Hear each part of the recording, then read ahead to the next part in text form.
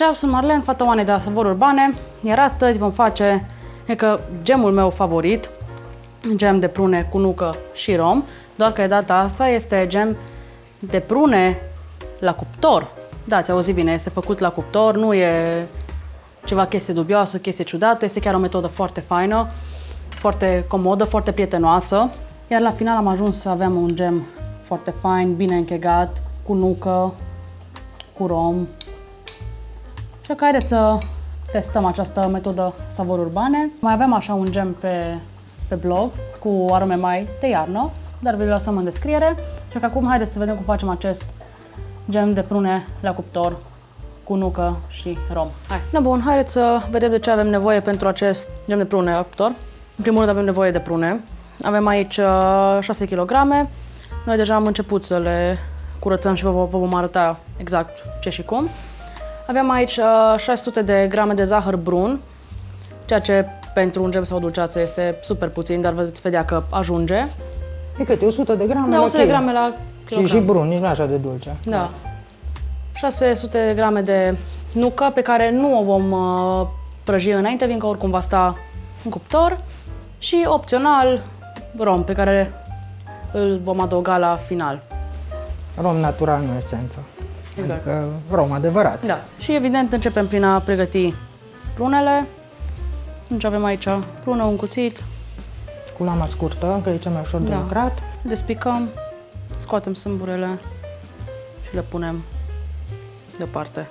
Prunele au fost spălate, bineînțeles, în prealabil și scurse. Și astea sunt prune foarte faine, cărnoase. Nu-s bistrițe, astea sunt prune racoții, astea așa mari. Și sunt foarte, foarte faine pentru gem. Iar apoi vom pregăti 2 tăvi, care să le împărțim. Revenim. Cât timp curățați prunele, puneți și cuptorul la preîncins la 200 de grade. Da, căldură sus-jos și ventilație. Așa. Iar noi ne-am decis să împărțim aceste 6 kg în 2 tăvi, în fiecare vom pune 3 Am câte 3 kg. Eu anul trecut am făcut prima oară genul ăsta de rețetă, o găsiți deja pe site, e publicată însă într-o variantă cu arome de Crăciun, acum mergem pe varianta naturală. Care e avantajul, Marli? De ce punem fructele așa în tăvi la cuptor? Deshidratează mai exact, să scăpăm de o mare parte de apă din țesuturi, de zeamă, și ca să nu trebuiască să stăm lângă ele să le amestecăm pe foc. Și așa că o oră, de acum, la 200 de grade, pe 2 niveluri, o să lucrăm sus și jos. Le punem fără nimic. Deocamdată nu punem nici zahăr, nimic, pur și simplu să iasă apă din ele. Și, la jumătatea timpului, schimbăm poziția tăvilor și le tragem și o amestecare cu spatula. No, la cuptor cu ele. Bun, așa arată prunele după o oră la cuptor. Uitați câtă zeamă. Cu spatula în ele să se vadă. Început să plutească în zeamă, lăsat zeamă, mai și scăzut din zeamă. Mai amestecăm un pic acum. Amestecăm așa un pic. Ne-am amestecat un pic după 30 de minute. Urmează să punem zahărul și nuca. No, hai. Să nu le facem chiar. În aia nu le amesteca, lasă-le așa, poate rămân mai bucăți mai mari, cum ne plac. Jumătate de zahăr într-o parte, jumătate în alta. Toarnă. Am dat că oricum.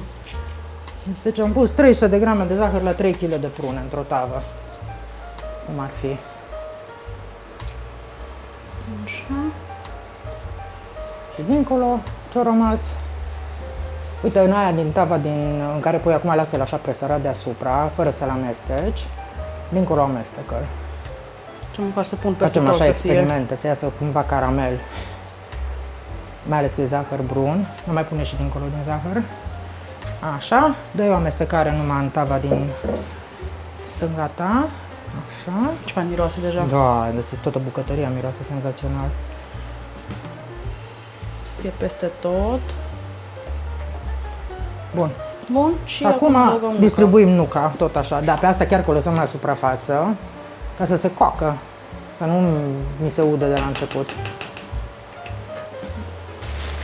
Jumătate într-unul, jumătate în cealaltă tavă.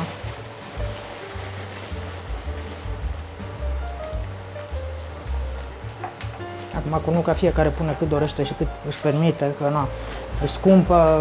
Sincer, puteți pune și jumătate din cât punem noi. Acum noi am mers cu 100 de grame la kilo de prune, acolo puteți pune și 50 sau... Na. Puteți pune și migdale sau alune de pădure, merg toate astea foarte bine cu prunele. Ne place mult cu... Ea tradiționalii cu nucă și nucă coaptă, aia e chestia și noi n-am copt-o, de ce? Că se va coce ea acum în cuptor, cum stă ea la suprafață frumos, prima jumătate de oră așteptăm să se rumenească un pic nuca și tot mă amestecăm. Facem și asta.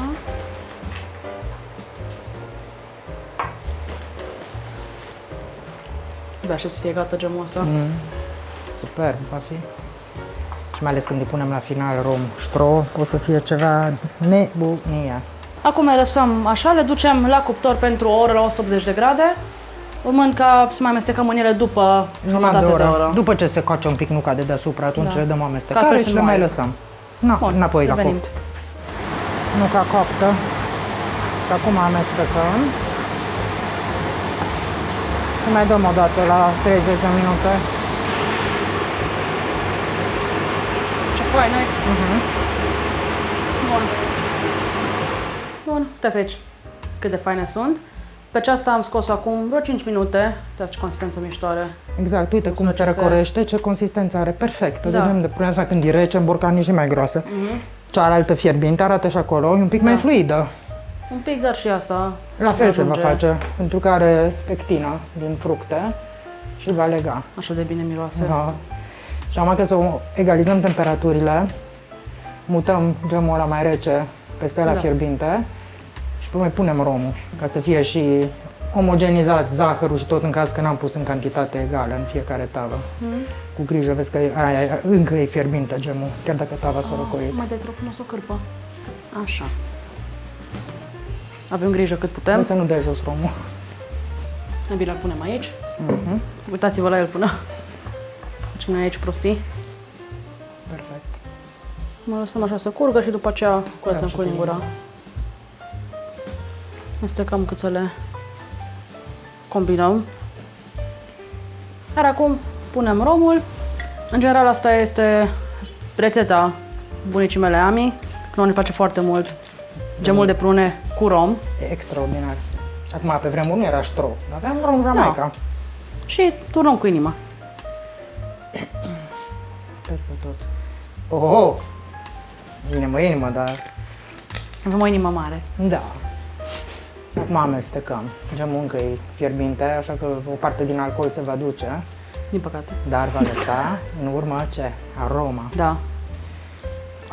Dacă mănâncă și copii, asta e, faceți cu esență de rom, ce să zic. Puneți o fiolă bună sau două chiar la cantitatea asta. Sau puneți mai Ce puțin. bine miroase. Da. Adevărul că ștroi, fain, fenomenal. Și acum nu mai pierdem vremea, trecem la îmbuteliat. Da.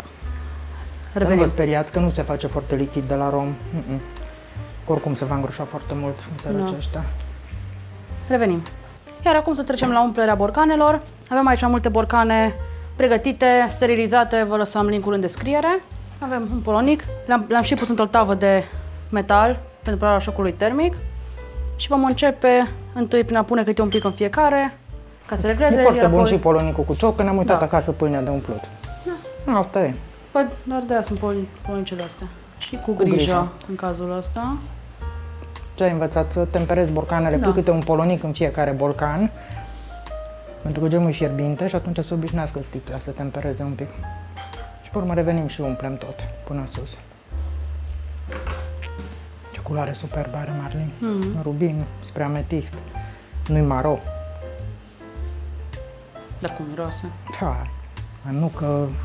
Nucă prăjită, aroma prună, de aia faină, excelent.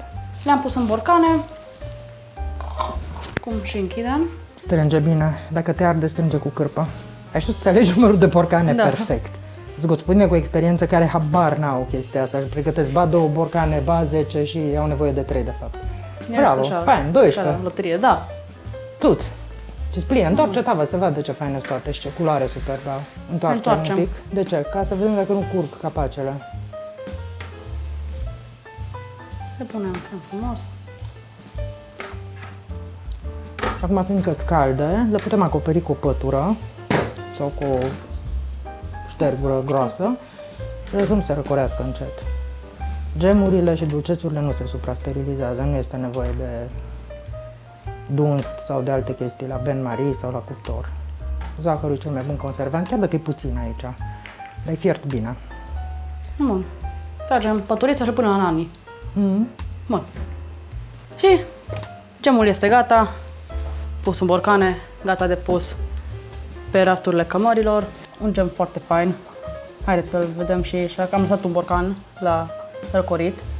Să vedem și cum arată, cât de fain și gros este, cum se vede nuca, care a rămas întreagă. Scoatem aici așa un pic. O culoare foarte mișto și miroase super fain.